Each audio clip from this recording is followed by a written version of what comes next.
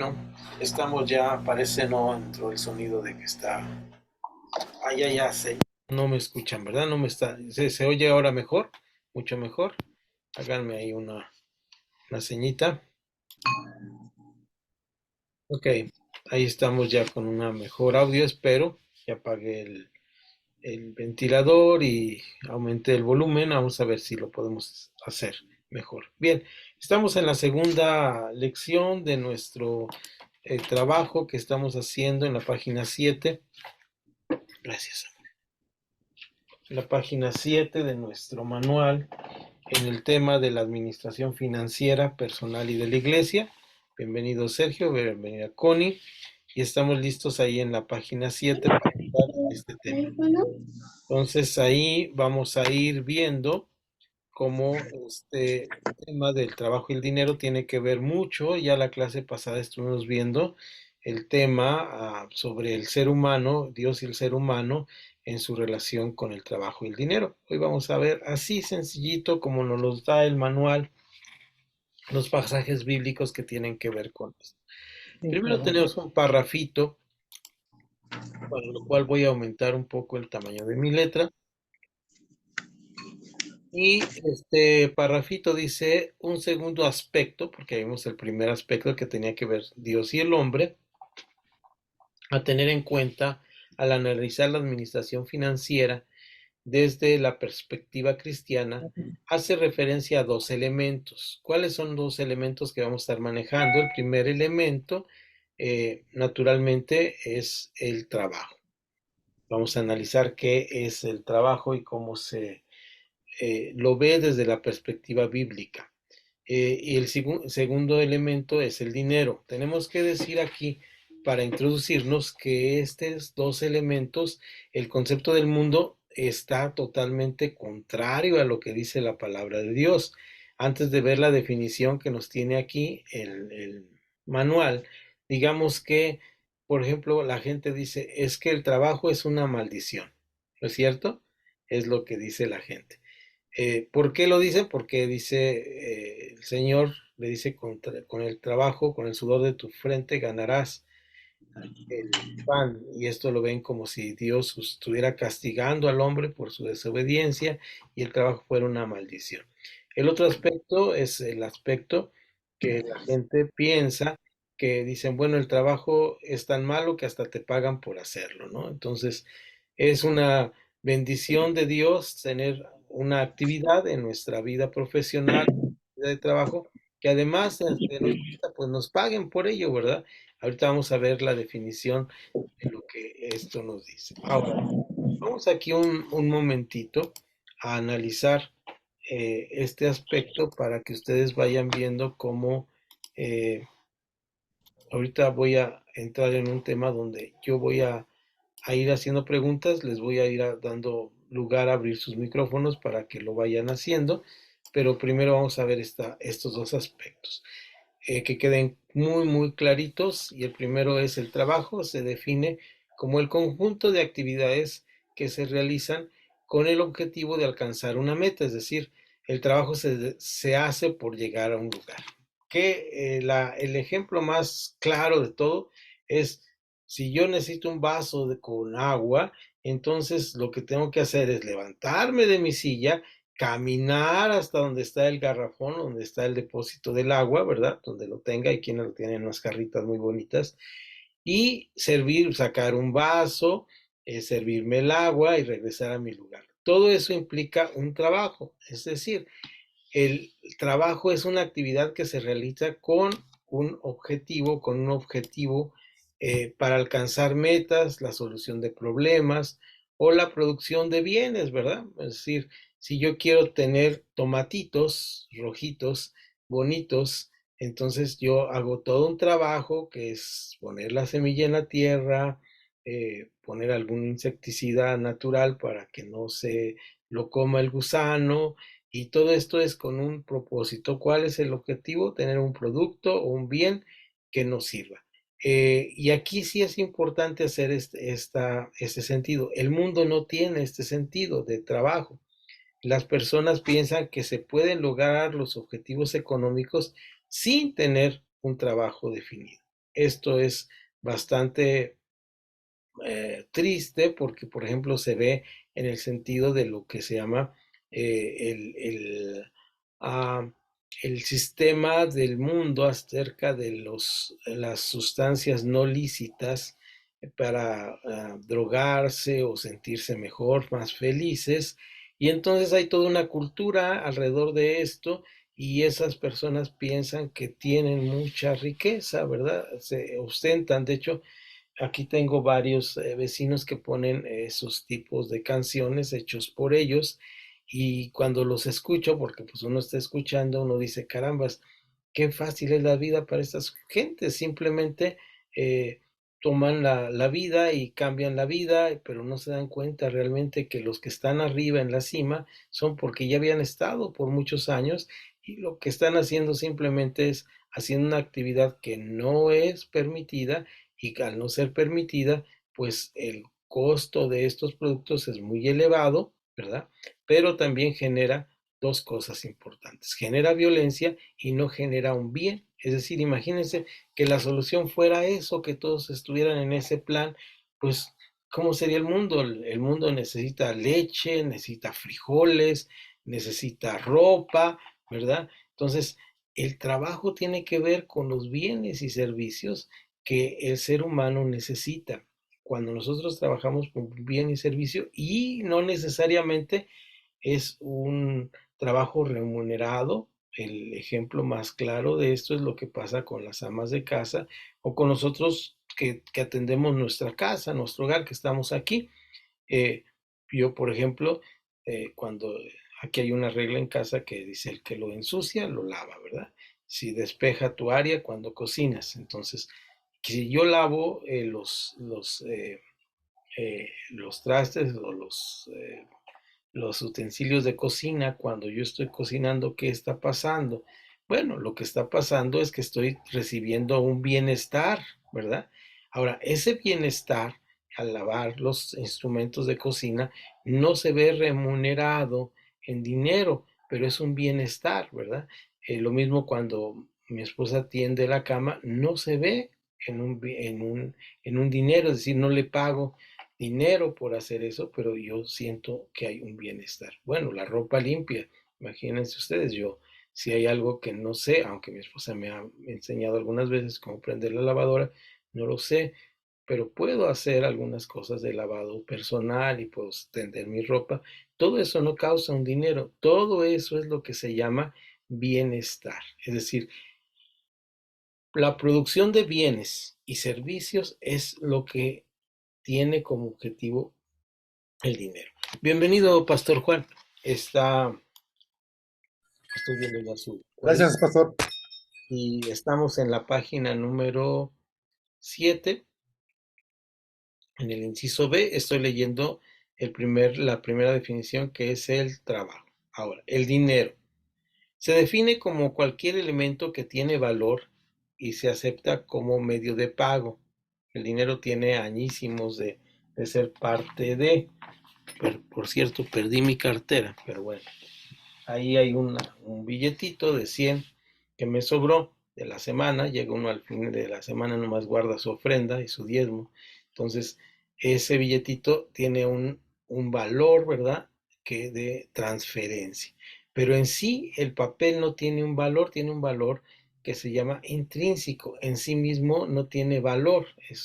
No, el pedazo de papel ni en peso, ni en colores vale los 100 pesos, más bien es un valor que le llamamos nominal, ¿verdad? Le denominamos un bien que está respaldado por la capacidad que tenemos de generar riqueza.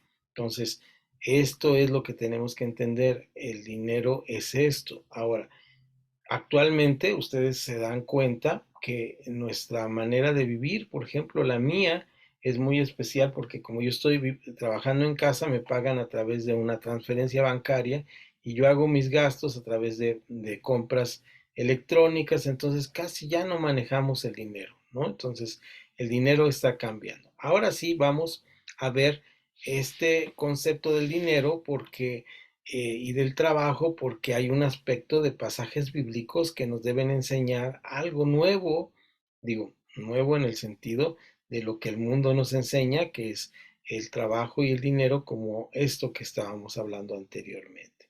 Veamos qué dice la Biblia respecto de estos dos elementos. ¿Cuáles dos elementos? El trabajo y el dinero. En cuanto al trabajo, vamos a ver primero en cuanto al trabajo que dice la Biblia. Ahí vamos a ir a nuestras Biblias, vamos a ir analizando los pasajes y vamos a ir haciendo referencia a ellos. Y empezamos por el segundo capítulo del libro de Génesis. Y en este segundo capítulo, vean ustedes aquí como en el versículo número 15 tiene un párrafo muy especial. Dice, tomó pues Jehová Dios al hombre y lo puso en el huerto de Edén para que lo labrara y lo guardase. Este es un trabajo, ¿verdad?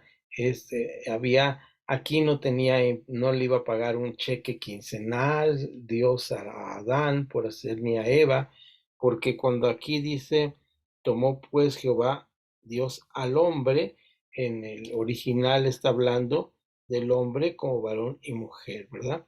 Este es el concepto del pasaje, de los pasajes de Génesis, y eso es importante porque déjenme bajar para verles, tenemos el libro de Génesis, es un libro que fue compuesto por cantos originalmente. Por ejemplo, si ustedes ven como que se repite la historia, como no sabemos cómo fue el origen, estos eran cantos que se repetían y al repetirse era la manera de preservar la palabra de Dios original como había sido revelada por su espíritu al hombre. Entonces, estos cantos implicaban algo muy especial. ¿Qué implicaban? Implicaban que Dios creó al ser humano. Cuando la palabra utiliza aquí la palabra hebrea, Adam, que dice el hombre como varón y mujer. Eso es el concepto que ya no tenemos en nuestro español y las traducciones nos hablan en este 2:14 y 15. Dice, el 15, perdón, 2:15, tomó pues Jehová al hombre, y se refiere al hombre y la mujer, porque luego vemos, y esto está claro en otro canto o en otro pasaje, cuando dice que estaban ellos en el huerto. ¿Quiénes estaban? Los dos. Entonces, aquí está diciendo hombre como hombre y mujer. Por eso les explicaba que la palabra Adam es ser humano, ¿verdad? El, el, el, el hombre como varón y mujer. Este es el concepto que tenemos en el libro de Génesis en los 3 primeros capítulos. Siempre cuando usted lee, ahí está haciendo una referencia a los dos. Incluso cuando estamos en la caída, en el pasaje de la caída, es muy claro ahí, porque dice, vino y habló el enemigo, la serpiente, con Eva, y está diciendo con la mujer, ¿verdad?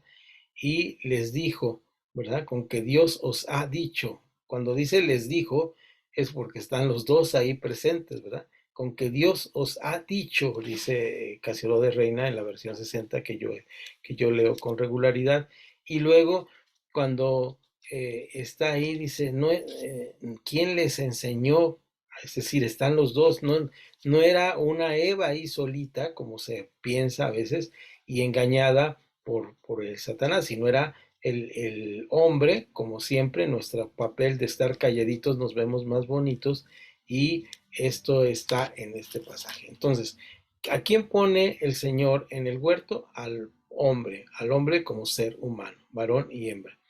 Este hecho es especial para esto que estamos viendo acerca del trabajo, porque entonces el trabajo no es una maldición, como algunas personas dicen, porque esto es después de que les dijo que el trabajo les iba a costar trabajo, ¿verdad? Es decir, el trabajo fue dado como una actividad creadora de Dios, Dios siendo creador. Recuerdan ustedes que Él dijo, a imagen de Dios los crió, varón y hembra los crió. Esa es la palabra importante. ¿Cuál es la imagen de Dios? La imagen de Dios es un ser creador. Hay facetas del ser humano que vemos reflejado creamos o no creamos en Dios, digo, estoy hablando con cristianos, pero también hablo a veces con personas o doy clases con personas que no son cristianas o gente que no es cristiana y crea o no cree en Dios, el ser humano es un hombre creativo, ¿verdad? Por eso una de sus características, así como ese famoso Homo sapiens, que lo hemos oído seguramente, el hombre que piensa, también otra característica del hombre es el Homo faber.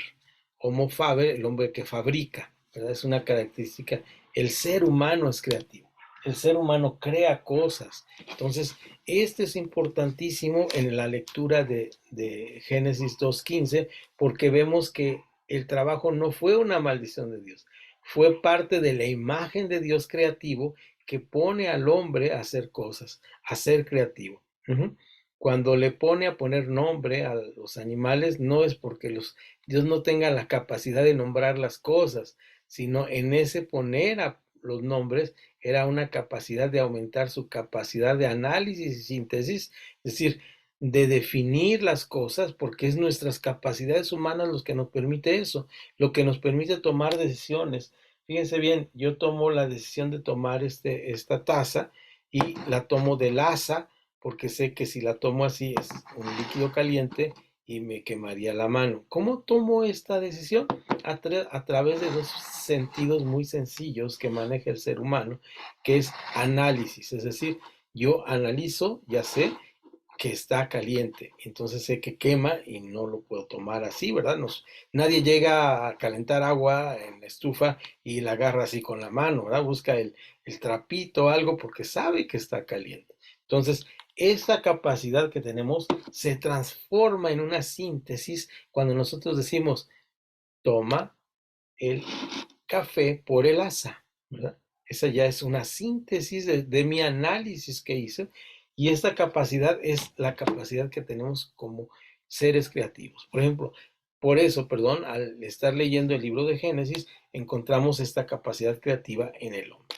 ¿Qué aprendo yo? Eso es lo que aprendí yo de Génesis 2:15. Bueno, que el trabajo fue previo al castigo, ¿verdad? Eso es lo que el aprendizaje según el texto bíblico, el trabajo fue previo al castigo. Después le iba a costar trabajo, pero ya estaba en sí el trabajo.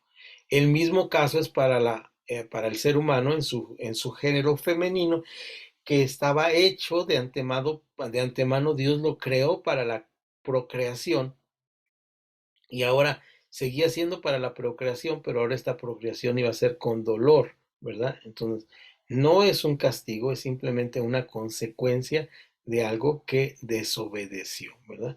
Entonces, aquí aprendemos que el pasaje nos está diciendo que el trabajo es un regalo de Dios para el hombre. Vamos al siguiente pasaje, que es otra escena, como les he dicho, de Génesis 7. Veo ya el cuadrito de Pastora Josefina, bienvenida también. Ahorita ya me van a empezar a ayudar. Ya estamos más gentes. 3:17. Y al hombre dice, ¿verdad? O le dijo, al hombre le dice o le dijo, por cuanto obedeciste a la voz de tu mujer y comiste del árbol que te mandé diciendo, no comerás de él, maldita será la tierra por tu causa, con dolor comerás de ella todos los días de tu vida. Eso es lo que estábamos hablando hace un momento acerca de este pasaje, donde esta maldición sobre la tierra y sobre el esfuerzo que tiene que hacer mayor, no es, no es que el trabajo sea una maldición, como a veces decimos. El problema es que ahora no sería tan fácil como se había planeado en el Edén, ¿verdad? No sería de esta manera tan fácil. Bien, entonces, ¿qué aprendemos según el texto bíblico? Bueno, que aprendemos que el trabajo es una bendición, pero que ahora el trabajo después de la caída cuesta mucho trabajo hacerse, ¿no? Y vean ustedes cómo vamos a un proverbio, y aquí si ustedes me quieren ayudar en esta parte a analizar los pasajes, será bienvenido. Si alguien quiere hablar, abre su micrófono y hace el comentario sobre el pasaje. Ya vamos a empezar a preguntar cuando lleguemos a la parte del Nuevo Testamento. Ahorita yo me voy a ir con esta parte, pero miren, aquí en Proverbios,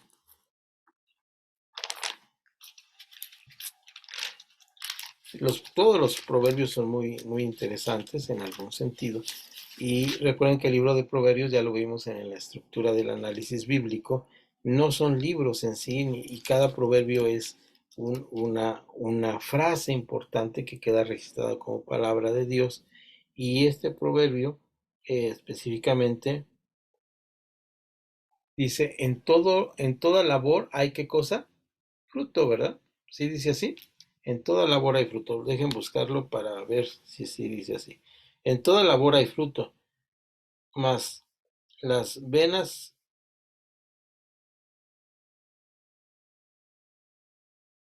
ay, ya se me borró las letras. En toda labor hay En fruto. toda labor hay fruto, mas las vanas palabras de los labios empobrecen. Ah, ok, gracias, gracias, quien me ayudó Connie, no sé quién me ayudó, creo que Connie. Entonces ya se me había borrado aquí el pasaje, ya estaba bien, dije venas, ¿verdad? Las vanas, más las vanas palabras de los labios empobrecen. Entonces me quedo con la primera parte que dice, en toda labor hay fruto. Siempre hay una labor donde hay fruto, en toda la labor hay este fruto. Daba el ejemplo cuando inicié el, el- la plática sobre la labor, y en esta labor del trabajo les decía, pues si yo quiero ir por un vaso de agua, tengo calor, tengo sed, tengo que hacer un trabajo en este sentido. Bien, vamos entonces a Eclesiastés 5:19. Proverbios, Eclesiastés, casi cambiamos una página, y dice: asimismo, a todo hombre a quien Dios da riquezas y bienes, y le da también facultades para que coma de ellas y tome su parte y goce de su trabajo, esto es el don de Dios. Es decir, este es un trabajo que tenemos que hacer cada uno de nosotros para gozar el don de Dios. ¿Qué aprendemos de este pasaje? Bueno, aprendemos en el texto bíblico que el trabajo es una bendición en estos dos pasajes de Proverbios, ¿verdad? Que nos habla que el trabajo es bendición. Eclesiastés nos habla que el trabajo es bendición. En el 9, ¿verdad? En el capítulo 9, también todo lo que te viniere a la mano para hacer, hazlo según tus fuerzas, porque en el Seol, es decir, en la tumba, cuando estés muerto, a donde vas, no hay obra, ni trabajo, ni ciencia, ni sabiduría. Es decir, pues tenemos que trabajar. Entonces, ¿qué aprendemos de este pasaje? Que hay que trabajar. Ahora sí vamos al Nuevo Testamento, y me van a ayudar ustedes a leer, por favor, porque si no veo las letras negras, pues las rojas menos. Entonces, ahí tenemos problemas con esta Biblia. Voy a traer otra que no tenga de estas letras rojitas, pero hay pasajes así bien, bien rojitos para mí. Entonces ahí no los veo. Alguien me hizo favor de pintarme de rojo mi Biblia, y el rojo no lo veo, entonces tengo problema. Entonces, Juan 5, bueno, pero San Juan sí lo recuerdo bien, sobre todo el capítulo 5 de San Juan, eh, es uno de los pasajes muy, muy usados en la predicación. Y en San Juan 5, eh, Y Jesús les respondió, mi padre hasta ahora trabaja y yo trabajo. hasta ahora trabaja y yo trabajo. Les decía, ¿no? Este pasaje ya lo recordamos, San Juan 5:17. ah, Dice Jesús, yo trabajo, está refiriéndose a un problema que tiene ahí con el sábado, porque él, según recuerdo, en San Juan 5 tiene que ver con un paralítico, eh, que lo sana en sábado, ¿no? Y, y, y él le reclaman y dice, pues es que el trabajo es parte de nuestra actividad como divinidad. Hasta ahora el Padre nunca ha dejado descansar. Esto nos habla de un concepto, de un Dios sempiterno que siempre está creando cosas, creando el universo mismo, sosteniendo el universo con su palabra. Es decir, y dice, hasta ahora Yo trabajo y mi padre también trabaja. Entonces, ¿qué aprendemos de esto? Bueno, que el trabajo es una bendición de parte de Dios porque tenemos un Dios que trabaja. Ahora vamos a Colosenses, es ahora Pablo. Si alguien me ayuda por ahí con Colosenses. Si se distorsiona mi voz, por favor, luego me dice, ¿no? Acabo de prender el aire porque, y miren, ya empezó a moverse mi Biblia por todos lados. Voy a ponerla así para que Filipenses. Siervos, obedeced en todo a vuestros amos terrenales, no sirviendo al ojo como los que quieren agradar a los hombres, sino con corazón sincero, temiendo a Dios, y todo lo que hagáis, hacedlo de corazón, como para el Señor y no como para los hombres, sabiendo que del Señor recibiréis la recompensa de la herencia, porque a Cristo el Señor servís. Gracias, Pastor Juan, por la lectura. ¿Qué le enseña este pasaje en cuanto al trabajo?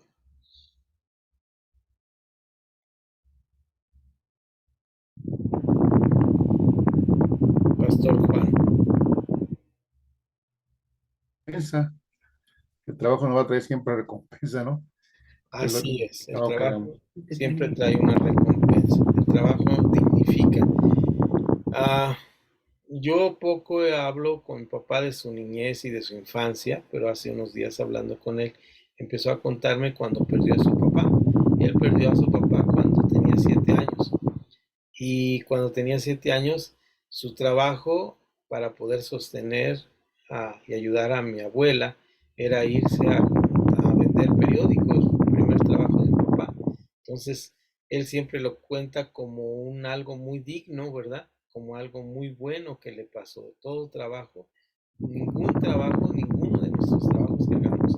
Recuerden que hay trabajos que se pagan y hay trabajos que hacemos, como decía, lavar los utensilios de la cocina es un trabajo que dignifica, que sirve, que es un bien. Ningún trabajo es vergonzoso, todos los trabajos son buenos. Ahora bien, hay trabajos que no son trabajos, ¿verdad? Quitarle el dinero a alguien para robarle no es un trabajo. Esto también a veces me ha pasado, que me dicen, pues es que de algo tiene que trabajar la gente, de algo tiene que vivir, por eso roban ahí en la esquina de fulana. Y dicen, no, pues ese no es trabajo, ese es falta de trabajo. Ese no es ningún trabajo. Trabajo es levantarse temprano, hacer algo o ganar el dinero, ese sí es trabajo. Quitarle el dinero a otro es un abuso, es un robo, ¿verdad? Es una perversidad, es una falta de pantalones para salir y enfrentar la vida. Eso no es trabajo. Entonces aquí tenemos este pasaje de Colosenses, ¿verdad? Que nos hizo favor de leer el pastor Juan. Ahora vamos más adelantito. Colosenses, primera y segunda de Tesalonicenses. Ahí Pablo, este pasaje es muy interesante. Aquí lo marqué yo como muy interesante cuando hice mi clase, porque Tesalonicenses es, primero de Tesalonicenses, Pablo le dice a los tesalonicenses, el día del Señor está cerca, ¿verdad? Y les dice que es inminente que el Señor venga. Inminente quiere decir que no es posible que falle esto, que así va a ser y lo seguimos esperando. Y ellos lo toman como inmediato y dejan de trabajar.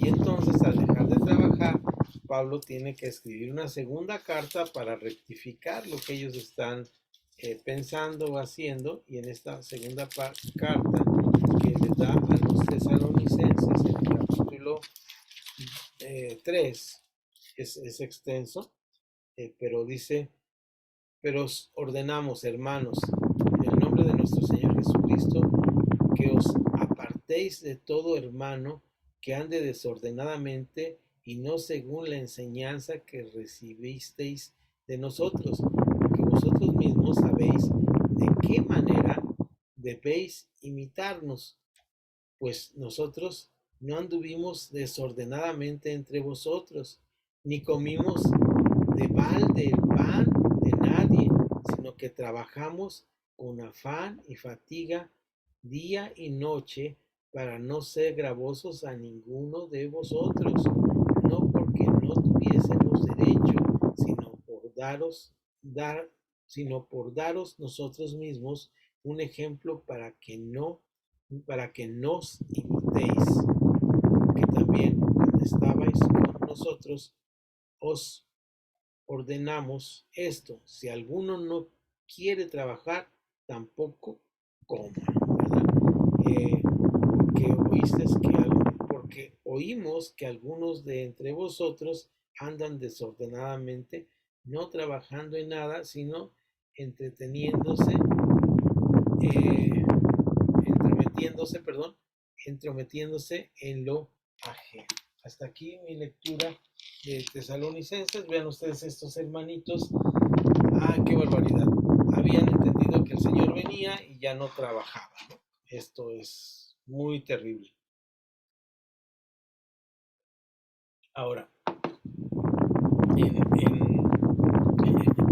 me vino una idea, pero bueno, en el tiempo en cuando yo estaba joven, había como modas de ministerios, y había unos que llamaban, era muy común que había gente, recuerdan que hay ministerios, ¿no? Y había los evangelistas, y surgieron muchos evangelistas, y estos iban por caminando, y llegaban a las iglesias y le preguntaba a uno, bueno, ¿y a qué vienes o qué haces? ¿En qué trabajas? No, yo soy evangelista.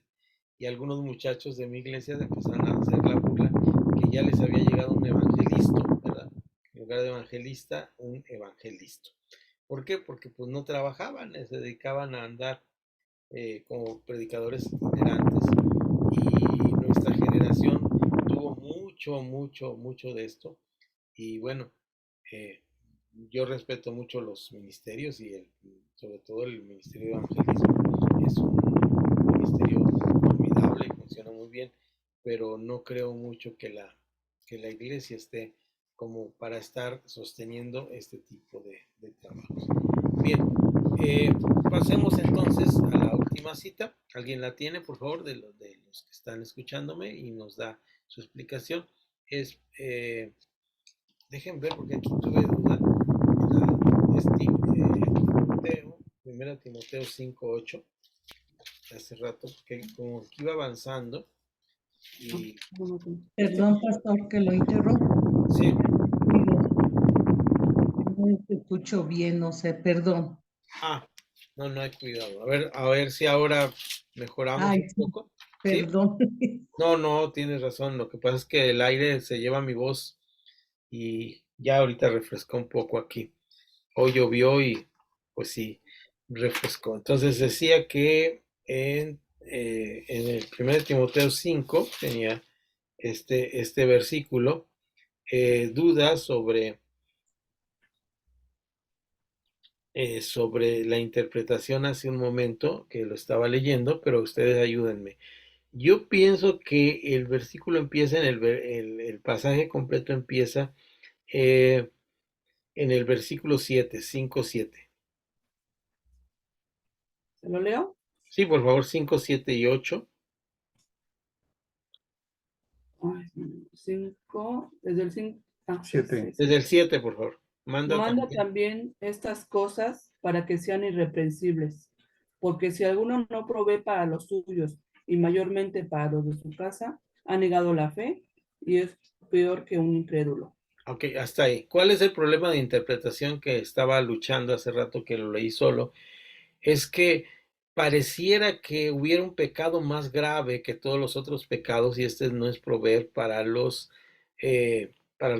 nuestros propios. Se podía interpretar así, pero el versículo anterior nos dice, manda también estas cosas para que seas irreprensible. Es decir, no es un pecado como mencionamos, que hay un pecado muy grave que es imperdonable. ¿Cuál es el pecado imperdonable?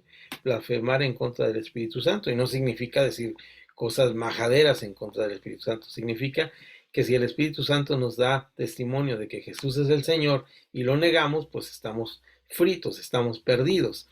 Pero este asunto de negar, de proveer para los nuestros, tiene que ver con ser irreprensible. ¿Qué significa la palabra irreprensible? Que nadie te puede regañar, ¿verdad? Que nadie te puede tachar de nada. Entonces, hay aspectos que que Pablo menciona como las partes irreprensibles o las partes que tenemos que hacer. Entonces, esto es importante y empecé a trabajar algo en esta tarde sobre esta parte de lo que la Biblia nos habla como aquellas cosas que debemos o tenemos que hacer. Y esto a raíz de que, ¿qué será? Que hay cosas que podemos o no podemos hacer. Por ejemplo, hay hermanos que dicen, hermano, yo decidí por causa de conciencia no tomar café negro, ¿verdad? No voy a tomar más café negro. Es tu decisión y tú sabes que estás haciendo esto por bien, pero hay cosas que son no como esto, sino hay cosas que nos van a afectar en nuestro testimonio, que nos van a ser reprensibles. Estas cosas de ser reprensibles tenemos que irlas distinguiendo y buscando versículos. ¿Cuáles son las cosas que son reprensibles o que nos hablan de esto? Una de ellas está aquí en 1 Timoteo 5, me parece que esto es una de las cosas. Si nosotros no proveemos para los nuestros, pues nos van a poder decir, oye hermano, estás haciendo mal, te vamos a regañar por esto, ¿verdad? No se trata de algo de conciencia o de pecado, sino te vamos a llamar la atención porque no estás haciendo lo que debías, no estás dando buen testimonio. Entramos a lo del buen testimonio. No es tanto que te vas a ir al infierno, que ya no eres cristiano. No, ¿qué pasó con tu vida cristiana? ¿Qué pasó con tu testimonio? Pablo dice en la segunda carta que escribe a los Corintios, me parece que es el capítulo 6, lo cito de memoria, dice, a nadie damos ocasión de tropiezo para que nuestro ministerio no sea vituperado, antes bien nos recomendamos en todo, en paciencia, en benignidad, en bondad. Cuando nosotros no tenemos paciencia, benignidad, bondad, ahí empieza otro de los reprensibles, ¿verdad? Si yo ya soy impaciente, ¿verdad? Si no tengo bondad, no tengo amor, en dominio propio, si yo me enojo y agarro y aviento las llaves del carro porque no puedo estacionar, eso no es como un pecado, ¿verdad? En sí, es un berrinche. ¿Qué pasa entonces? Los demás van a decir, híjole hermano, estás siendo un buen candidato para el regaño, ¿verdad? Entonces, me desvío un poquito aquí del tema, pero tiene que ver con esto, porque aquí el pasaje nos está hablando que el trabajo nos dignifica, es algo que tenemos que hacer. Vamos a dar ejemplo con nuestro trabajo. Hay dos partes del cristiano que me parece que son indispensables para la vida cristiana. Uno es que cuando estamos haciendo algo nos ponemos el empeño suficiente para hacerlo bien. Somos empeñosos. En la escuela, si estuviéramos estudiando, o aquí que estamos en el Instituto Bíblico, es decir, somos aplicados, ¿verdad? Nos aplicamos a hacer las cosas. Esa es una parte beneficiosa. Y la otra parte es que los que están alrededor de nosotros salen beneficiados con nuestra persona, ¿verdad? Que se siente uno bien estar con esa persona porque siempre están beneficiando a sus seres queridos. Hasta ahí. Bien, vamos al siguiente, porque si no, no vamos a llegar a donde queremos. Vamos a poder hacer nuestra pausa activa, ¿verdad? Ahora, en cuanto al dinero, vamos rápidamente, vayan escogiendo pasajes y vamos viendo qué nos dice. Aquí no empezamos en Génesis, pero empezamos en Proverbios 13. Vamos a ver si todavía me alcanzan los ojos, les ayudo con el primero. Proverbios 13, 11, dice...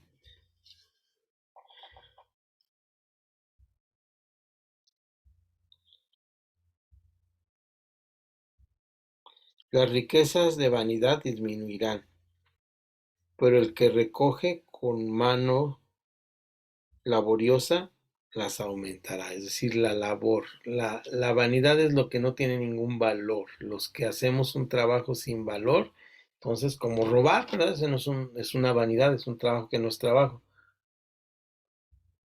Pero si usted hace un mantelito bonito, bordadito, o tejidito, o un suéter, pues eso trae un beneficio, ¿verdad? Entonces, ¿qué aprendemos? Bueno, que el dinero es bienestar. El dinero no son muchos ceros en nuestra cuenta del banco, sino es bienestar. Vamos a Eclesiastés, ¿alguien lo tiene? Eclesiastés 5. 5:10. El que ama el dinero no se saciará del dinero, y el que ama el mucho tener no sacará fruto. También esto es vanidad. Así es decir, es una vorágine, esa es la palabra, una actitud de estar buscando dinero y dinero. Se ha dicho de este señor Rockefeller que en una entrevista que le preguntaron, ¿ya tiene suficiente? Y dijo, $1 más, ¿verdad? Un dolarcito más. Entonces, esto es así, no se puede, no se tiene satisfacción. ¿Recuerdan ustedes el pasaje de Lucas con el hombre que está ahí diciendo, ahora sí ya tengo todo, voy a crecer mis graneros? Dice, necio, esta noche han venido a pedir tu alma. Es decir, esta insaciable, ser insaciable. Y el Señor nos llama a tener mesura sobre esto. Eso fue Eclesiastés, ¿verdad, Pastor Juan?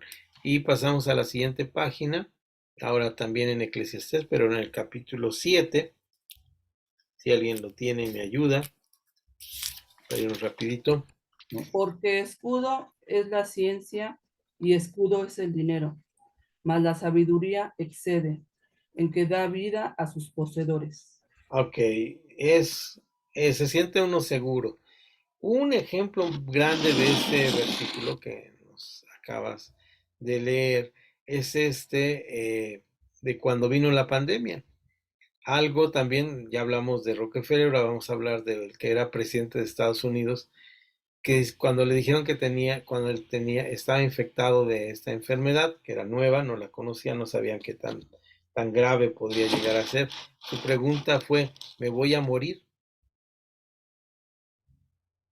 No hay fortuna, cuando hay una enfermedad grave, no hay fortuna que la pueda solucionar. No importa cuánto dinero haya juntado, cuántas casas, cuántos carros, cuánta riqueza, cuando llega la enfermedad no hay manera de solucionar, ¿verdad? No hay fortuna que alcance para eso. Ahora sí ahora sí lo voy a leer yo.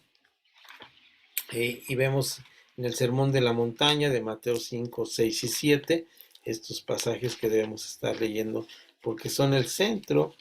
Y Mateo 6, 24, bueno, me lo volvieron a poner en rojo porque son palabras de Jesús, pero dice,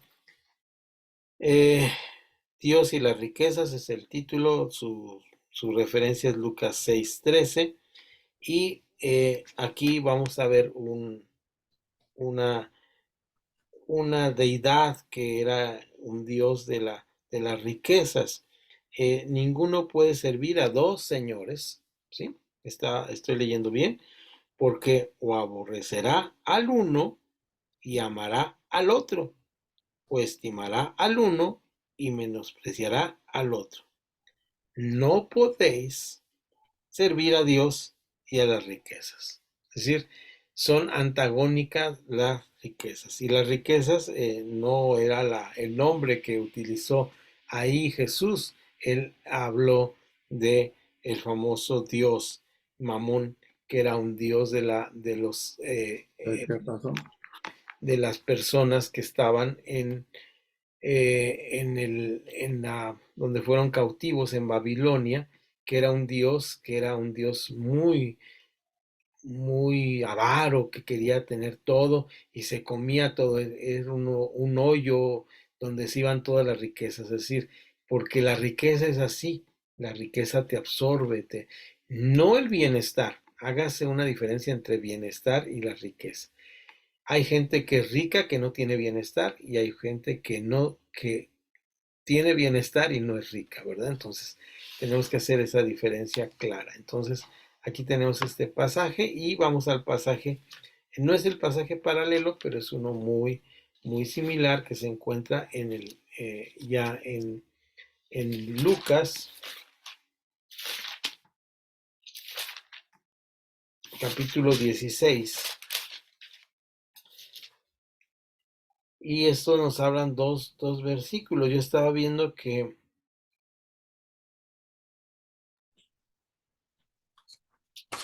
este pasaje habla del mayordomo infiel que no fue capaz de ser fiel en lo poco, pero ahí dice, si alguien me ayuda a leerlo, porque sí que ya no lo alcancé a leer. El Ajá, que es adelante. fiel en lo muy poco, también en lo más es fiel. Y el que es en lo muy poco que es injusto, también en lo más es injusto. Pues si en Así, las riquezas injustas no fuiste fieles, ¿ah, nada más el 10? Once. Ay, no, no. adelante. 11 también. Pues si en las riquezas injustas no fuiste fieles, ¿quién nos confiará lo verdadero? Así es, en la riqueza y en lo terrenal, ¿quién nos va a confiar lo verdadero? Les dice Jesús hablando de este mayordomo que no fue fiel en las cosas pequeñas y pues en las grandes pues no va a ser fiel. Es decir, si alguien es de una manera, pues ya lo sabemos que así va a ser. Y por último, volvemos a Timoteo, donde Pablo habla del dinero también, y en Primera Timoteo, capítulo 6, eh, ya Pablo está casi terminando su carta en las últimas palabras y este versículo tenemos que analizarlo bien. Vamos desde el 9. Dice Pablo, lo parafraseo y ahorita lo leo. Si alguien se quiere ser riquito, si alguien quiere ser rico, así dice, ¿no? Dice, porque los que quieren enriquecerse caen en la tentación y lazo, y en muchas codicias necias y engañosas. Es decir, si quieres la riqueza vas a tener que vivir una vida muy azarosa en esto de estar buscando la riqueza. Ujú. Que hunden a los hombres en destrucción y perdición. Esto es una realidad, punto y coma.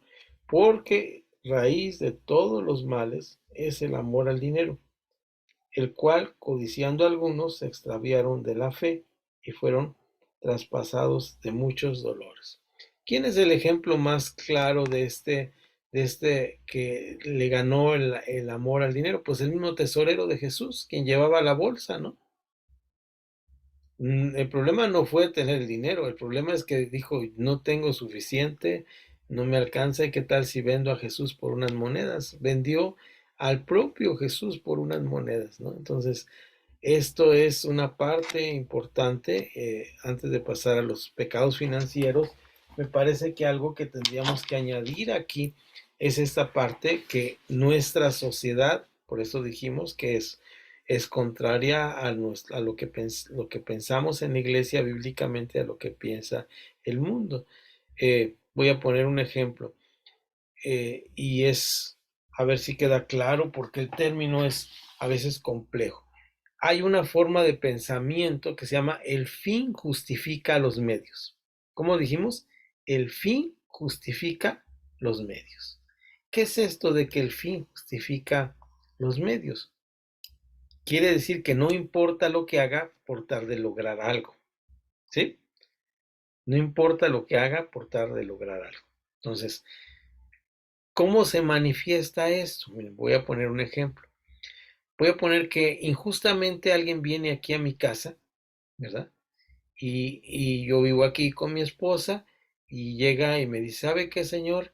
Yo tengo las escrituras de esta casa, del 19A, de esta calle, y yo voy a meterme a mi casa, saque sus cosas y me las saca mis tilichitos y me los echa afuera. Es una acta, una escritura falsa y hace esto conmigo, ¿verdad? Es una hipótesis, no está pasando, no quiero que luego digan que está pasando. Es una hipótesis. Entonces, esto es algo falso. Entonces, yo voy con un hermano cristiano abogado y le digo, oye, hermano, me pasó esto, ¿qué debo hacer? Ah, pues tienes que hacer un juicio de que sí es tu propiedad, que la persona está haciendo falsamente, pero ese juicio, me dice, es tardado, ¿verdad? Pues vas a tener que rentar mientras, porque pues ese papel que él llevó, que es falso seguramente, tienes que hacer una diligencia, ¿verdad? De que si es tu propiedad original, que tú le compraste, que tú la tienes. Entonces, estoy en esa situación y alguien viene y me dice, mira, la solución más fácil es, ese se cree dueño de tu casa. Contrata a unas personas, golpéalo y sácalo de tu casa. Ese es cuando el fin justifica los medios. El fin es regresar a mi casa y justifica que yo lo golpee, lo mate, lo maltrate, porque yo quiero lograr ese fin. ¿Sí se entiende? Los cristianos tenemos que estar atentos a esto, porque la economía nuestra, la economía del mundo se basa en esto. Hay un asunto muy grave que está pasando ahorita en nuestro mundo, que es tremendo, que es una droga sintética que se vende. ¿Y saben por qué se vende? Porque los laboratorios farmacéuticos querían ganar dinero, y aunque era para personas que estaban bajo mucho dolor en situaciones terminales, ellos dijeron, lo importante es ganar dinero. Y entonces hicieron toda una propaganda de esto. ¿Y qué es esto? El fin justifica los medios. Entonces, tenemos que tener mucho cuidado cuando tomamos decisiones bíblicas y cristianas en cuanto a la economía, que el fin no justifique los medios. ¿Qué es la actitud cristiana? La actitud cristiana es todo lo que es bueno, todo lo que es bueno, de buen nombre, en esto pensad, ¿verdad? Así nos da el consejo Pablo. Entonces, esto es lo que tenemos que hacer. Pausa activa ahora no nos vamos para que no se me distraigan mucho, pero manos arriba, vamos a trabajar nuestros dedos, ¿verdad? Vamos a trabajar nuestros dedos que están fallando, vamos a sobar nuestras manitas, ¿verdad? Vamos a ver si estamos ahí todavía adentro.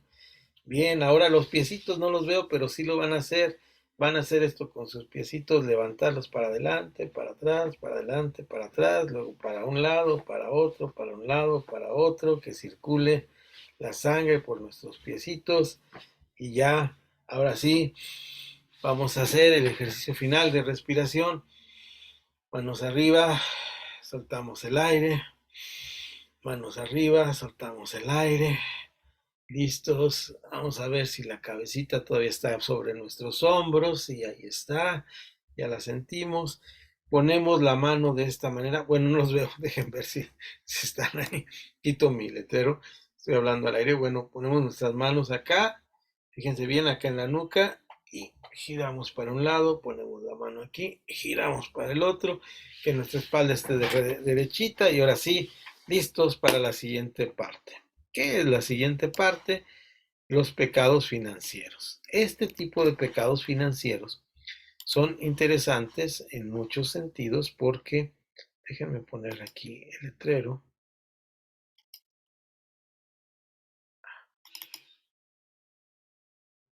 Aquí estás. Aquí estás.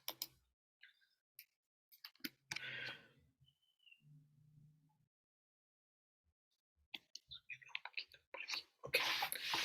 Estos pecados financieros son interesantes porque aunque no son pecados que nos puedan hablar de una circunstancia de pues de algo feo que estamos viendo en las personas, sí causan un problema. Fíjense bien cómo aquí nos dice, voy a aumentar un poquito mi letra, a ver si no se me va mucho la página. Aquí está, bien, pecados financieros, estamos ahí en la letra C.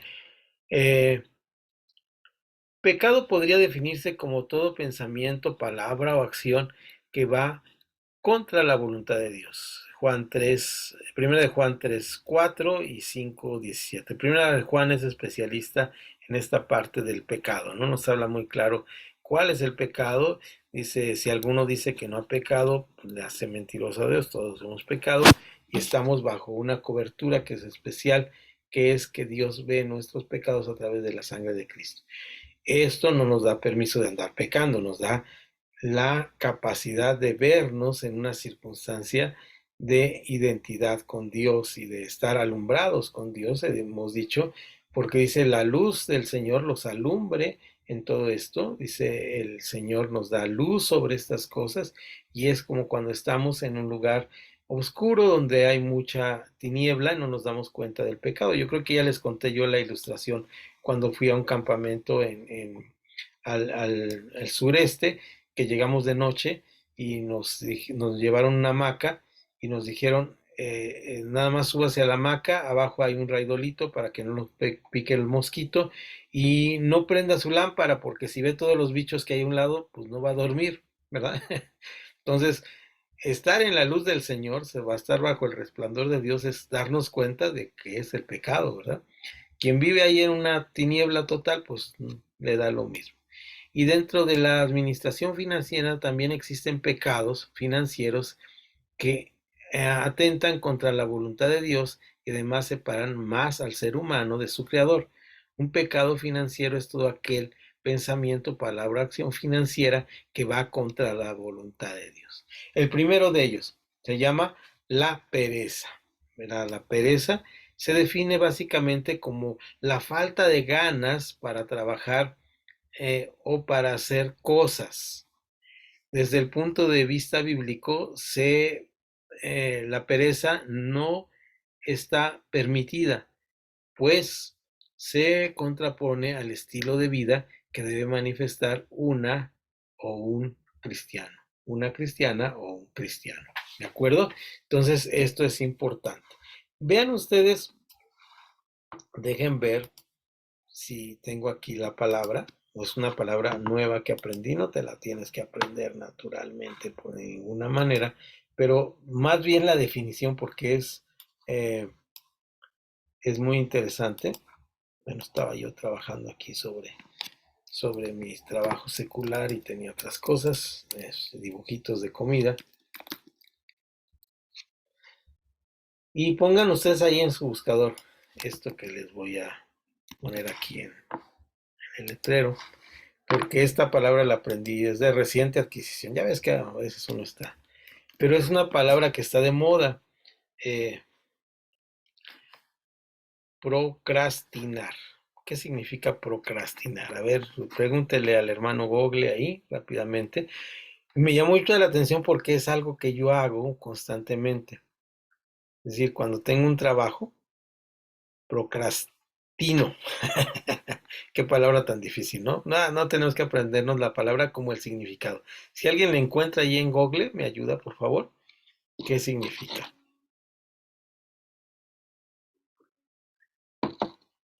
Nadie tiene ahí su celular.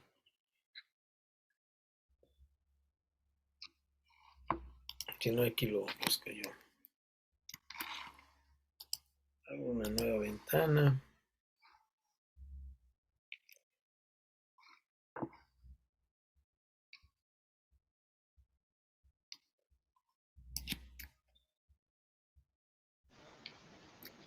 Yo lo tengo. Adelante, Sergio. Dice, procrastinar consiste en posponer deliberadamente tareas importantes pendientes, Eso. a pesar de tener la oportunidad de llevarlas a cabo. Y les voy a decir por qué me llamó mucho la atención, Sergio. Gracias por investigar. Pastor, Ajá. dejar para otro día las cosas que sabes que tienes que hacer en el presente. Y es una actitud que a mí me afecta mucho, ¿verdad? Es una manera de decir pereza. ¿Por qué tengo que hacer algo? Me toca lavar los trastes a mí los días lunes en la casa. Ay, qué flojera, ¿verdad? Y si mientras me pongo a pelar pepitas, ¿verdad? Eso es procrastinar. En la computadora, como yo trabajo en la computadora, ay, ese Facebook es un procrastinador de lo peor. Cuando me meto, a veces me mandan cosas por ahí, me meto y cuando veo ya llevo 20 veces haciéndole así a mi Facebook y no hice la tarea, es dejar, como dijiste, Pastor Juan, para otro día las cosas que tienes que hacer hoy. Somos muy dados a este tipo de pereza, ¿no les parece a veces? Yo digo que sí somos dados a esto. Déjenme cerrar aquí para regresar. Entonces la pereza es, vamos a ver qué es la pereza. ¿Alguien me ayuda con este primer las tres lineecitas? La pereza Ya se tengo la define. primera cita. No, primero vamos antes, por favor, a la pereza. ¿Qué es la pereza? La pereza se define. La pereza se define básicamente como la falta de ganas para trabajar o para hacer cosas. Desde el punto de vista bíblico, La pereza no está permitida, pues se contrapone al estilo de vida que debe manifestar un cristiano.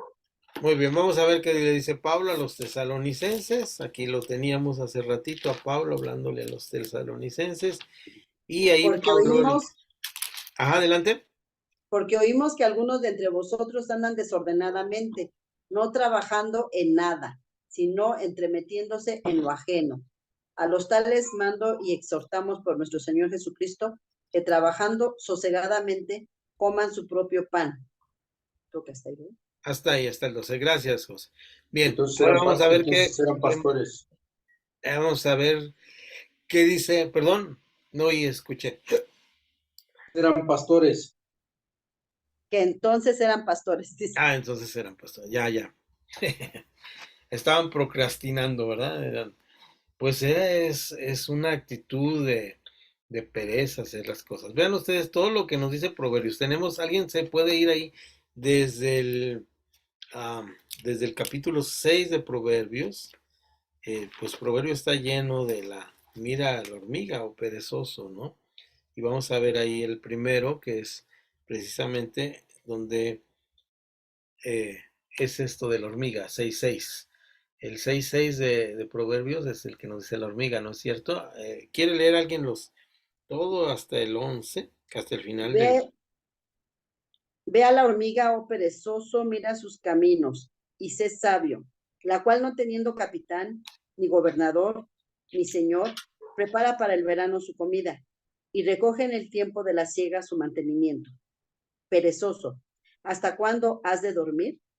¿Cuándo te levantarás de tu sueño? Un poco de sueño, un poco de dormitar y cruzar por un poco las manos para reposo. Así vendrá tu necesidad como caminante y tu pobreza como hombre armado. Muy bien, y luego tenemos el Proverbios 10 que dice, la negligencia empobrece, ¿verdad? Bueno, algo así según recuerdo. Y nos brincamos hasta Proverbios 19, que también nos habla de esta capacidad que tenemos de la pereza. Los seres humanos nos gusta ser perezosos. La pereza hace caer en profundo sueño. Esa es Y el alma negligente padecerá hambre. Así es. Y ya brincamos ahí al siguiente capítulo. El perezoso no hará a causa del invierno. Entonces siempre es el pretexto, ¿no? Pues ¿para qué voy a sembrar? En invierno se siembran papas, ¿verdad? Siempre hay algo que hacer. Siempre hay algo que hacer. No voy a la tienda porque está lloviendo. No hago esto porque de todas maneras... había una película, recuerdo cuando era joven, que había un hombre que decía, era argentino y decía, trabajaste, cansás, ¿qué ganás? ¿Verdad? O sea, es una actitud, siempre hay que ser, es un pecado muy, muy feo este de la pereza. Autorreflexión. ¿Qué daño puede ocasionar la pereza en mi vida? A ver, cuéntenme, si yo sería perezoso, ¿qué daño podría causarme? ¿Qué acciones concretas puedo hacer para evitar la pereza? A ver, vamos a ir haciendo una revisión rápida de la pereza. ¿Qué me pasaría en mi vida si soy perezoso?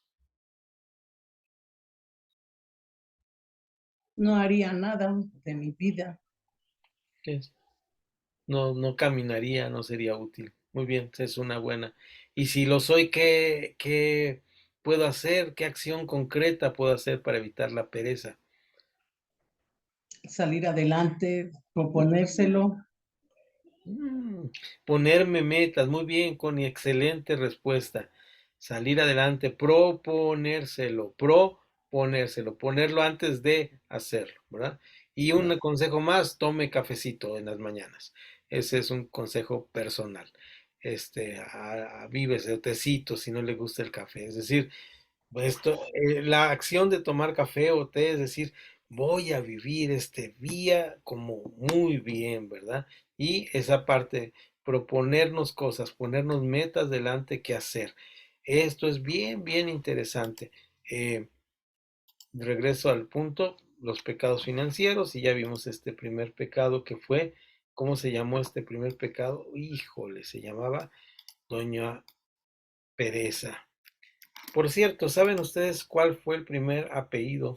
A lo mejor ya saben ¿Cuál fue el primer apellido del ser humano? El primer Pérez. Pérez, ¿verdad? Porque el Señor le dijo, Pérez serás, ¿verdad? Entonces era Adán Pérez. Entonces la pereza es una... Y los Pérez no son perezosos. Entonces, pero la pereza es algo muy, muy feo. El siguiente es el consumismo. Dice, el consumismo se define básicamente como la tendencia humana a adquirir bienes y servicios en mayor cantidad de lo necesario. El consumo de bienes y servicios es necesario, es obvio, y en algunos casos indispensable para satisfacer las necesidades humanas. Los que están allá en el norte de nuestro país, que llegaron a 50 grados este año con los picos de calor, el aire acondicionado, mínimo un ventiladorcito como esto es súper indispensable. Sin embargo, pasamos a la página número 9, cuando hay consumo excesivo o se compran o consumen productos sin reflexionar, el consumo deja de ser responsable. Ahora, los productores de cosas actualmente han inventado algo que se llama obsolescencia eh, terminante, que se termina, ¿no? Programada, es decir, las cosas se acaban a cierto número de horas y hay que comprarlo todo. ¿Y para qué? Para fomentar el consumo. Vivimos en una sociedad de alto consumo. ¿Y qué pasa? Bueno, tenemos que tener cuidados porque la Biblia nos dice, permítame un segundo, tengo un mensaje.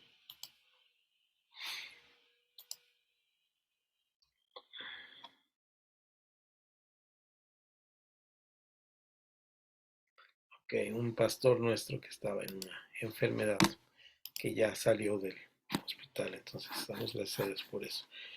Bien, Proverbios tenemos aquí, Proverbios 21:20 en cuanto a esto, y vamos a ver, ayúdenme a alguien, por favor, con Proverbios 21:20 y de una vez el 23 y el 30, los tres versículos, porque están muy relacionados. ¿Qué dicen estos proverbios? ¿Quién lo tiene? Tesoro precioso y aceite hay en la casa del sabio, mas el hombre insensato todo lo disipa.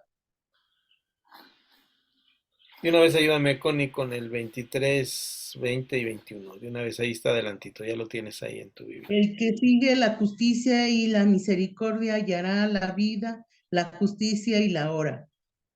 Tomó el sabio la ciudad de los fuertes y derribó la fuerza en que ella confiaba. El que guarda su boca y su lengua, su alma guarda de angustia. Ok, y ahora el 30, por favor, 38. 30. No hay sabiduría, ni inteligencia, ni consejo contra Jehová. Ok, entonces vamos a ver cómo tenemos que estar muy sabios, ser muy sabios cuando compramos, ¿no? Todos estos versículos están unidos, se hablan de la sabiduría al adquirir las cosas. Y regresamos al Sermón de la Montaña, Mateo capítulo 5, 6 y 7. Y ahora vamos al capítulo 6, Mateo 6, 19 al 21. Dejen ver si alcanzo a leer. Mateo.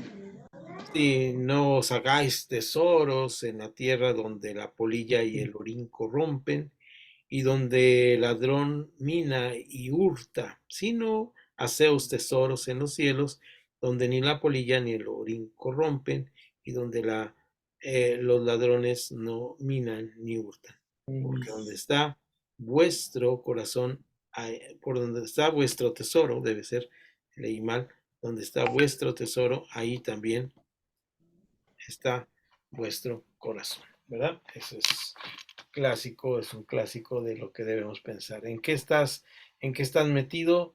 Ahí está. Entonces, si estamos buscando tener más cosas, ahí está tu corazón. Bien, vamos a brincar ahí Juan y Lucas, que tienen esta referencia, pero vamos a Filipenses 3:19. ¿Alguien me ayuda con Filipenses 3:19? ¿Tiene Filipenses 3:19? 19.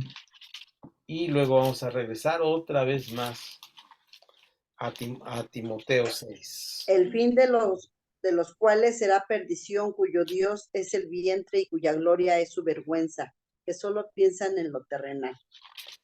Tremendo, está bien enojado Pablo contra los malos obreros que solamente piensan en el estómago, ¿verdad? Entonces, tener cuidado con esto. Entonces, ahora sí vamos a 6. Dejen ponerlo acá en la luz. Este sí vamos a desde el versículo 3, 6, 3. Ahí realmente empieza el tema.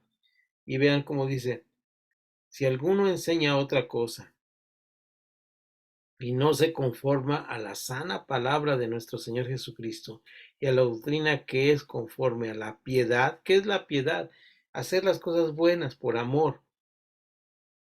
Está envanecido, nada sabe y delira acerca de cuestiones y contiendas de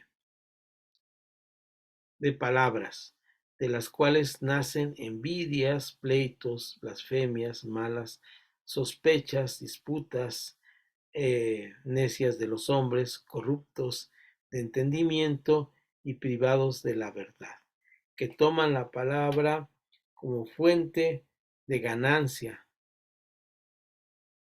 Apártate de los tales. Toman la palabra como fuente de ganancia, fíjense bien. Y todavía no llegamos a lo que nos está dando el pasaje. Pero gran ganancia es la piedad acompañada de contentamiento. Esta es la palabra que tenemos que apuntar aquí para cuando nosotros queremos comprar cosas. Contentamiento. Estar a gusto con lo que uno tiene. Porque nada hemos traído a este mundo y sin duda nada podremos sacar. Así que teniendo sustento y abrigo, estamos contentos con esto. No hay mejor forma de decir las cosas como el Salmo 23 que dice, el Señor es mi pastor, nada me faltará. Nada me faltará no significa que lo tengo todo, sino que lo que tengo es totalmente suficiente. Vamos al ejercicio rápidamente. Vamos al ejercicio. ¿Qué daño puede ocasionarme si yo vivo una vida de consumo? Pues, imagínense comprar acumuladores, consumistas, ¿verdad? ¿Qué daño puede ocasionar? Alguien nos platica de qué daño podría ocasionar y qué acción concreta podría utilizar para atacar esto.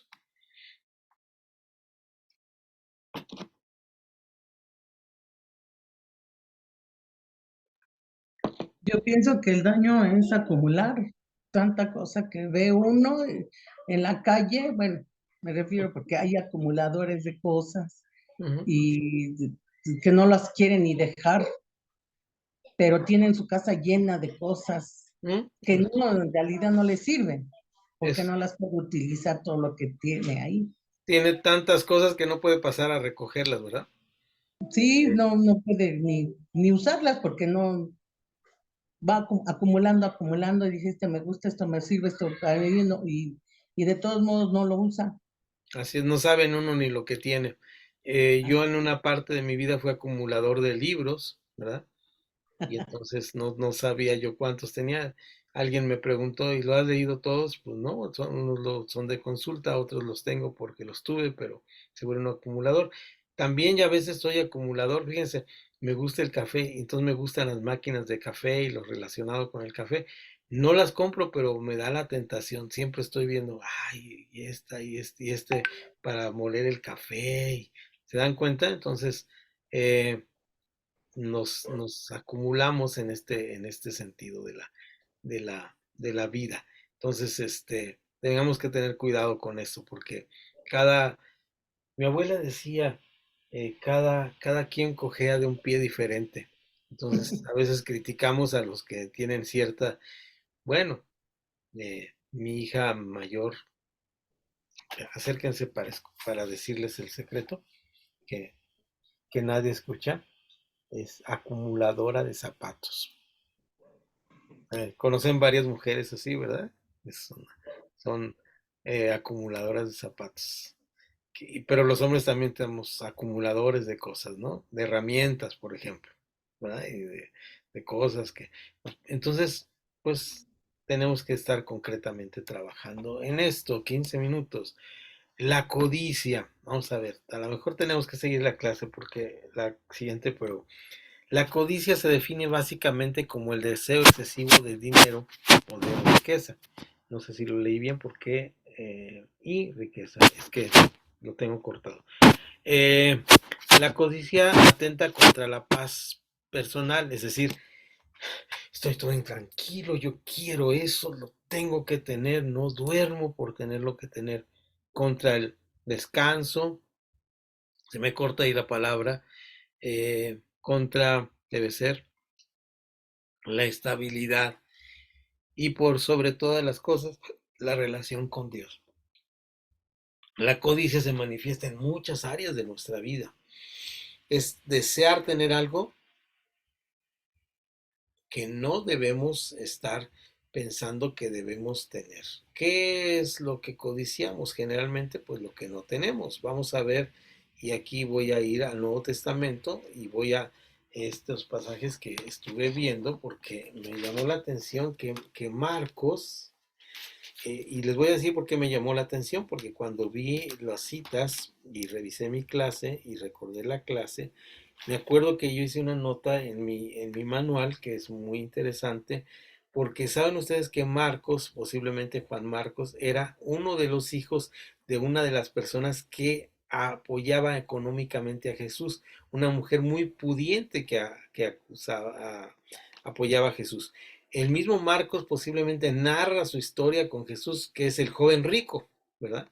El joven que va y le dice, ¿qué debo hacer para obtener la vida eterna?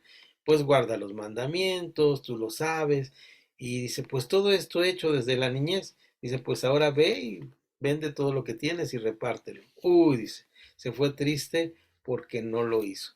Sin embargo, dice que Jesús le amó, ¿verdad?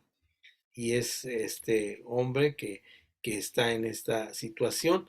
Y vean cómo Marcos es a Juan Marcos, el mismo que estuvo con Pablo en el primer viaje con Pablo y Bernabé, que lo abandona y fue la causa de un pleito entre ellos porque era un hombre muy rico de la isla de Chipre, Marcos, su familia tenía mucha riqueza en bronce posiblemente, y este Juan Marcos ahora es el que tiene este pasaje del capítulo 4, narra la parábola del sembrador, ¿verdad? Que también está en Mateo y en Lucas, pero aquí en el verso 18,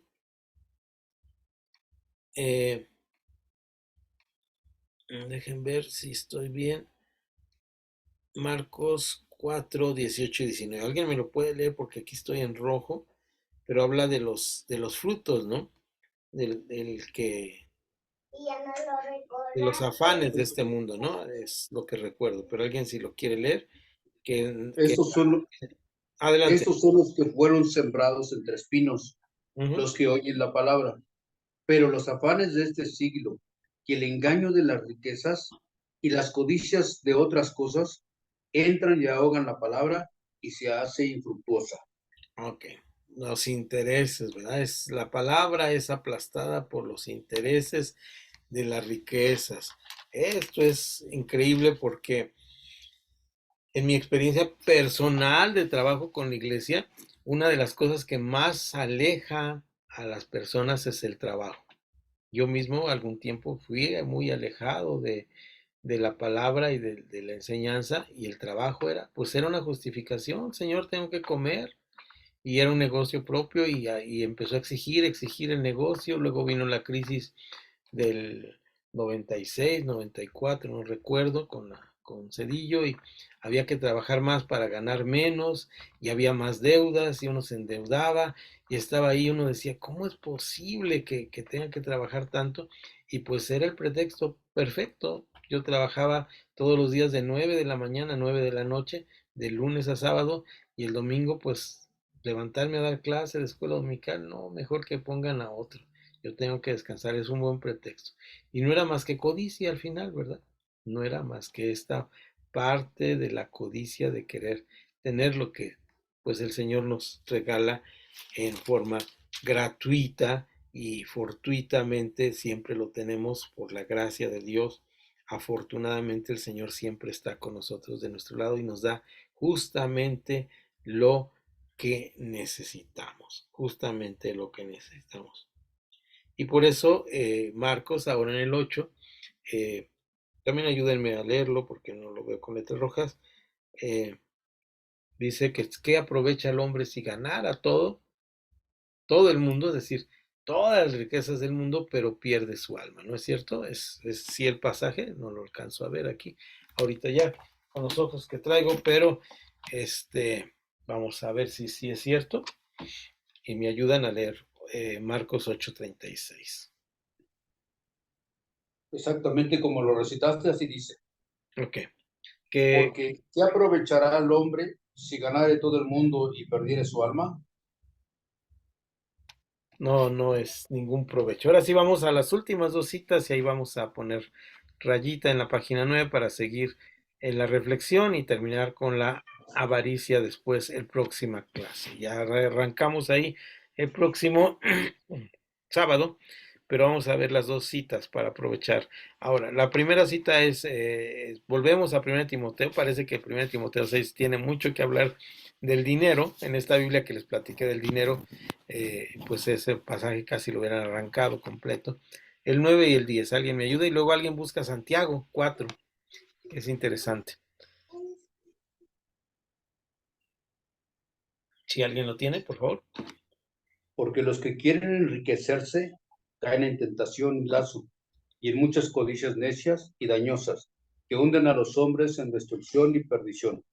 Porque raíz de todos los males es el amor al dinero, el cual codiciando algunos se extraviaron de la fe y fueron traspasados de muchos dolores. Muy bien, ya lo leímos arriba y tiene que ver ahora con la codicia. A ver si vamos a Santiago 4. Ese no lo hemos visto. ¿De dónde vienen las guerras y los pleitos entre vosotros? ¿No es de vuestras pasiones, las cuales combaten en vuestros miembros?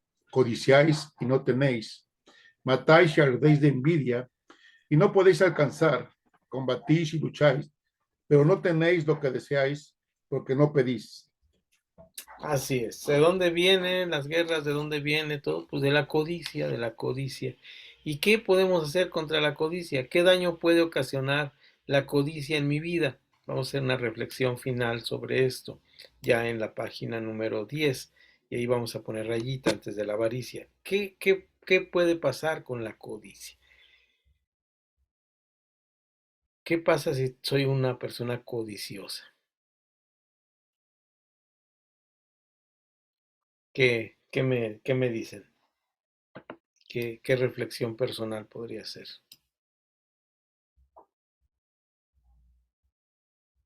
Adelante, pastores. El amor al dinero nos aleja de la el ser codiciosos muchas veces nos aleja de Dios porque preferimos el dinero, o sea, el ser codiciosos a servir a Dios. Así es, excelente. Preferimos esa palabra. Le damos primer lugar a algo. Y me llama la atención lo que dice Elvia por una sencilla razón, porque nosotros somos muy celosos de la idolatría, ¿no es cierto? Idolatría es poner a Dios después de algo. Eso es la idolatría, o en vez de algo. Y a veces nosotros somos idólatras en el dinero y en nuestros hijos, ¿no? Son nuestras Del mayores trabajo. idolatrías. Y deberíamos molestarnos bastante. Adelante, Josefina o Sam. Sí, pues es que como vemos, no le damos prioridad a lo que no es, o como que ponemos de mayor peso lo menos que lo más, que es el servir a Dios, y más cuando tenemos el llamado en el ministerio. Ya no hay prioridad más que, o sea, sí es bueno, yo creo, trabajar, es bueno buscar alguna fuente de ingresos, pero dice la palabra del Señor que pues la fidelidad y primero pues es el llamado, ¿no? Porque nos comprometimos, o sea, también fue un compromiso que hicimos, y entonces, ¿dónde está esa? Dice, si no vas a cumplir, mejor no prometas. Sí, sí, así es, sí, ese es lo primero que tenemos es poner las prioridades, algo importante que nos dice la pastora Josefina. Y vean ustedes cómo La situación de la pastoral mexicana no es fácil. En un gran porcentaje, no sé ustedes, somos bivocacionales, es decir, por lo menos en mi caso tengo mi trabajo secular del vivo y luego tengo un ministerio, tengo un trabajo y ese no me pagan por él. Y eso es terrible, ¿no? Digo terrible porque, pues imagínense los pastores que le vamos a dar un sueldo, ya no se preocupe, usted dedícase solamente a estudiar la Biblia y a ser buen cristiano. Y no digo que no somos buenos cristianos, la cosa es que tenemos que dividir el mundo y tenemos que partirnos al ser bivocacionales, es decir, tengo mi trabajo, tengo mi profesión, tengo mis ingresos y además sirvo al Señor. Y eso en el mejor de los casos. Hay quienes tienen 2 trabajos y todavía son pastores o son maestros o tienen un servicio en la iglesia. Entonces tenemos que darnos cuenta de que nuestra vida cristiana tiene sus dificultades, ¿no? Y parte de nuestra economía nacional, pues es esto, venimos de una economía difícil que hay que ir superando, que siempre nos prometen que será mejor algún día, pero ese mejor normalmente no llega. Entonces, bien, ¿qué les parece este curso para aprovechar? Deberíamos aprovechar nuestros últimos 5 minutos siempre en una reflexión sobre el curso. ¿Cómo van con el curso? ¿Qué les parece? ¿Es interesante esto de reflexionar sobre las finanzas? No es simplemente hacer números, ¿verdad? O decir en qué gastamos el dinero, sino tener una conciencia cristiana de qué son las finanzas. Adelante, Josefina, si vas a Sí, a comentar. mí me gusta mucho este tema, porque yo creo que muchas veces, bueno, no voy a hablar en general, ¿no? Sino hacemos cosas que creemos, entre comillas, que están bien, y realmente es algo muy importante porque ahí entra la fidelidad de la mayordomía que vemos desde un principio. Entonces, me parece muy, muy importante, muy bueno, y como que nuevamente un recordatorio que, ojo, mucho ojo. Así es, tenga el amor al dinero, dice Timoteo, es la raíz de todas las males, ¿no? En el capítulo 6 de Timoteo, y ese versículo debe tener mucho ojo y que encender nuestras alarmas, porque muchos de los fallos que llegamos a tener empiezan cuando le damos más importancia al dinero. No cuando tenemos el dinero, cuando le damos más importancia. Cuando el Señor nos bendice y damos con liberalidad y el Señor nos permite estar en un estado de tranquilidad sin estar esperando más. ¿Qué pasa? No pasa nada. El Señor es tan bueno. Miren, realmente para mí, y ustedes lo saben y lo vuelvo a testificar, cuando vino la pandemia, mi hija estaba en un seminario, mi esposa tenía un trabajo, yo tenía un trabajo y de repente mi hija para ir al seminario deja su trabajo y le dan solamente una parte del sueldo apenas para pagar sus estudios. A mí me dan 0 dinero, a mi esposa le dan solamente una parte de dinero por un tiempo y durante este tiempo nuestras alacenas estuvieron llenas porque siempre el Señor nos proveyó de algo. Entonces nos sentimos muy agradecidos. ¿Y qué era? No afanarse. Y normalmente cuando vienen estas situaciones, uy, entra el afán y ahora qué vamos a hacer y más compromisos y es parte de la mesura cristiana. Vamos a hablar más adelante de las deudas y eso es importante, gastar lo que tenemos, no lo que no tenemos y muy importante, ¿para qué queremos cosas? Es difícil eh, y vamos a hablar de esto con más calma eh, en la clase adelante. Ahorita ya los dejo descansar. Mañana tenemos nuestros servicios. Tenemos que estar listos para preparar. Ahí, si quieres, Rosy, puedes tener tu cámara apagada. Voy a capturar, como tú gustes. Connie, perdón. Connie. Dije Rosy por equivocación. Connie, perdón. Ahí está, mira, asistencia. Ahí vamos con nuestras asistencias. Muy bien, felicidades a todos porque vamos muy bien en nuestro curso, avanzando. Ya vamos por el 3, se va rapidísimo.